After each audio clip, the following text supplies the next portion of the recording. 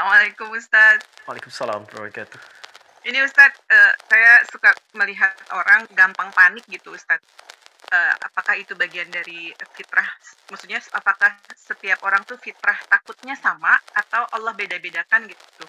Tapi kok ada yang kayaknya panikan banget, dikit-dikit takut, dikit-dikit takut gitu, takut ini, takut itu gitu. Terus yang kedua, masalah pendidikan anak gitu.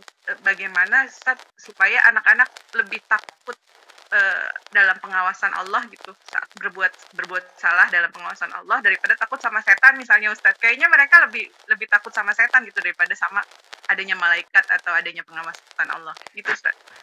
Baik, yang pertama, takut yang Allah tanamkan pada jiwa secara fitrah itu ketakutan yang wajar. Ketakutan yang wajar sifatnya. Wajar itu ada di tengah. Ya, wa kadzalika ja'alnakum ummatan wasata. Quran surah kedua ayat 143. Demikian kami jadikan kalian umat yang pertengahan. Ya. Jadi saya ingin menunjuk kata wasatonya di sini. Ya, walaupun ini menunjuk kepada sikap, saya ingin tunjukkan pertengahannya. Jadi tengah-tengah ini maksudnya adalah hal yang wajar. Ya, takut, gelisah seperti tadi yang saya contohkan. Gelisah kalau tiba-tiba anak pulang terlambat, ya. Gelisah ketika awan pekat mendung, itu gelisah yang wajar. Ini bisa kita tarik ke kanan, bisa kita tarik ke kiri. Kalau yang standar, yang wajar, yang biasa ini, kita naikkan levelnya untuk mendekat kepada Allah. Dengan berlatih, berzikir, belajar, tidak harus meninggalkan aktivitas harian. Karena kerabat-kerabat, sahabat-sahabat Nabi pun, yang pebisnis, yang politisi, itu kan? Yang diplomat, yang birokrat, itu banyak.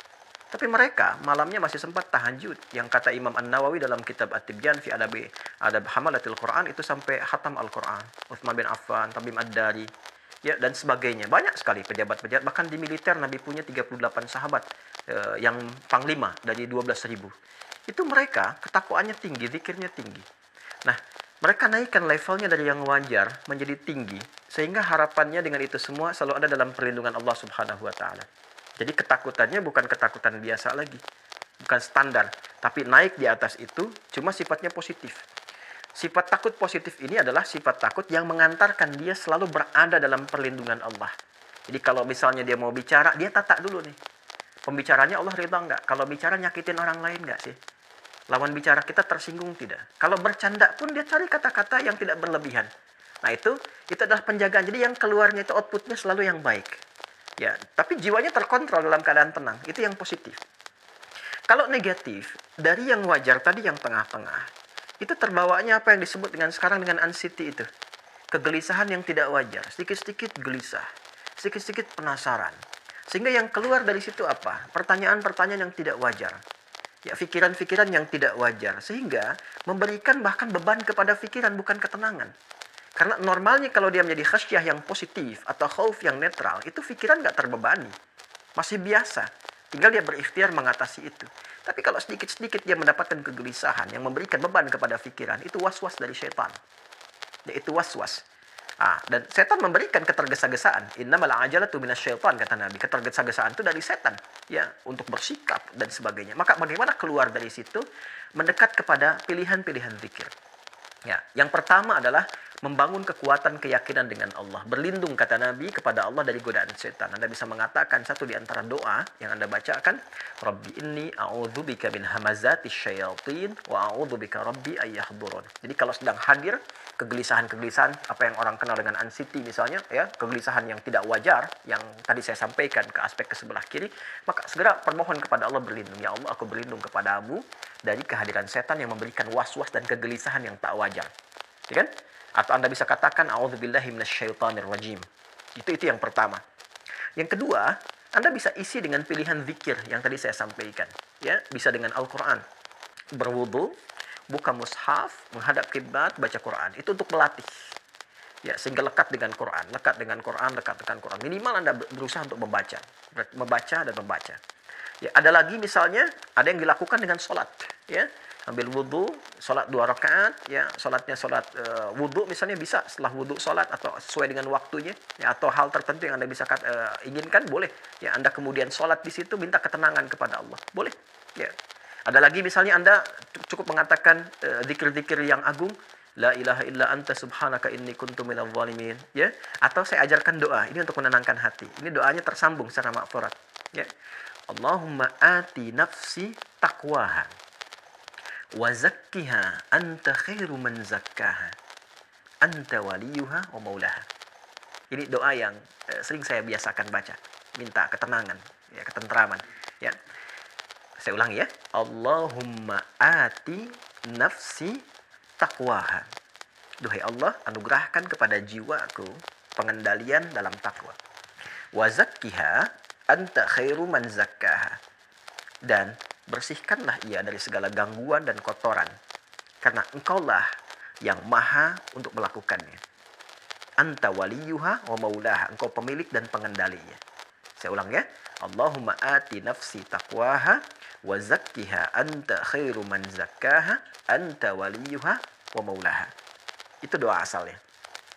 Kalau dihadapkan pada situasi yang besar yang berpotensi melahirkan kegelisahan, ini bukan muncul dari kita tiba-tiba, tapi hal yang besar yang akan kita hadapi, menghadap seseorang, menghadap ini, dan berpotensi kita agak khawatir atau takut, maka baca doanya Nabi Musa. Ya, yang di surat Thaha itu, Rabbi shrahli sadri wa yassirli amri wahlul 'uqdatam min lisani yafqahu qawli. Nah, itu diantaranya. Sedangkan yang kedua, bagaimana menanamkan rasa takut kepada anak. Anak itu bening, jernih, dan hanya mendapatkan pantulan dari lingkungan sekitarnya. Itu yang kata Nabi, kullu mauludin yuladu 'alal fitrah. Setiap yang lahir itu berada dalam fitrahnya. Jadi anak itu baik, bersih, bening, gitu kan? Nah, kemudian juga cenderung kepada kebaikan. Tapi fa'abawahu, lingkungan sekitaran, yuhawidanihi au yunassirani au yumajjisani, memberikan pengaruh kepada dia. Nah, maka hal terbaik kata Al-Quran, ya Al-Quran dulu, menjadikan anak itu dekat dengan Allah, takut kepada Allah yang positif tadi itu, bentuk lingkungan di keluarga yang baik. Orang tuanya dulu praktekkan, ya, sholat berjamaah sama-sama, ayah jadi imam, ibu ada di situ, anak melihat, mencontoh. Ngaji Quran, ngaji dulu bareng-bareng. Jadi kalau orang tuanya minta, tapi orang tuanya nggak pernah ngaji, anak akan melihat. Itu yang dimaksudkan. Jadi lingkungan ditata, soleh dulu. Itu spirit Quran surah ke-3 Ali Imran ayat 35 sampai 37. Jadi Imran dengan Hannah itu diberi contoh oleh Allah lewat Imran dan Hannah. Jadi bukan Nabi, bukan Rasul. Supaya kita nggak ngeles. Ya, ini kan Nabi, ini kan Rasul. Allah kasih yang bukan Nabi, bukan Rasul. Ya. Imran dengan Hannah kompak. Menyiapkan diri bahkan dari sejak mengandung Hannah. Ya, cuma kadar Allah nanti Imran meninggal kan. Imran meninggal duluan. Ya, Hannah melahirkan Maryam. Tapi amanahnya dijaga. Begitu kemudian Maria lahir, apa yang terjadi? Yang terjadi indahnya adalah disiapkan seperti amanah sebelumnya. Dipilih guru yang baik Nabi Zakaria, ditempatkan di tempat yang baik mihrab, kemudian dirawat di sekitarnya dengan cara yang terbaik. Apa yang terjadi? Jawabannya fataqabbalaha rabbuha biqabulin hasanin wa ambataha nabatan hasana. Selanjutnya, ketika orang tua benar-benar berikhtiar seperti tadi yang disampaikan, harta berikan yang halal, doa minta kepada Allah, ayat 36 yang berdoa, doa minta kepada Allah Subhanahu wa taala, berikan harta yang halal, bangun lingkungan yang kondusif, cari guru yang baik, biarkan selanjutnya kata Allah, saya yang menjaga anak itu berada dalam penjagaan yang terbaik. Itu spiritnya. Dan prakteknya ada di Quran surah 31, Luqman ayat 13 sampai dengan 19. Wallahu ta'ala alam bisawab.